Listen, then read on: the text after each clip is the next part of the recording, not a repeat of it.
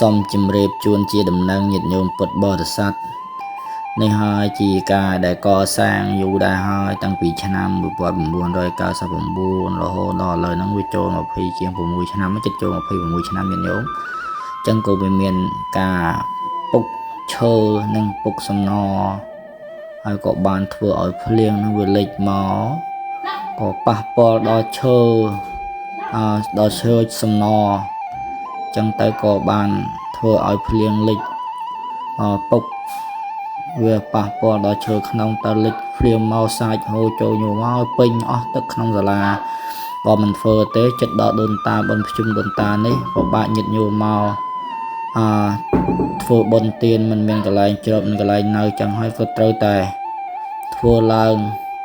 tầm bay oi toàn pe về chất riêng bên đồn ta chung đi cũng xin thông báo với Phật tử gần xa đây cũng là Sala Giang Đường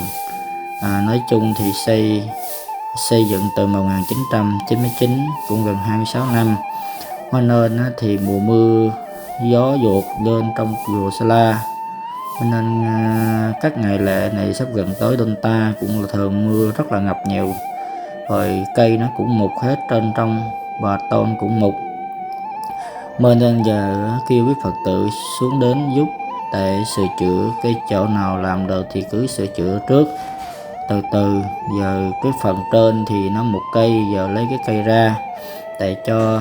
Phật tử đóng lại làm mới rồi còn cái tôn nước thì nó bị một nước nó vô tát vô giờ thì lấy tôn ra mới thì để tôn mới vô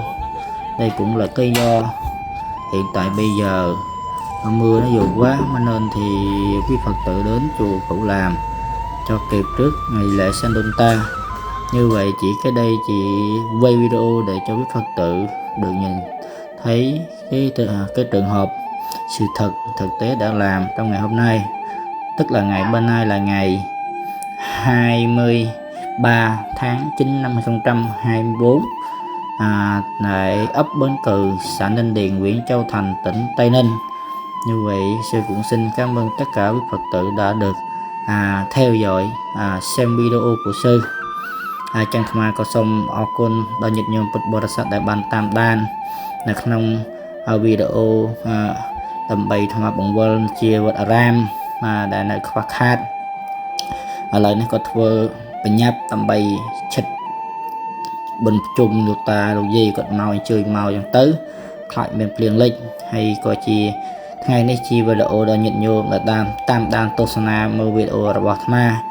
có chỉ trời ngày mà phải bay parang khai bằng 4 năm pi pon mà phải buôn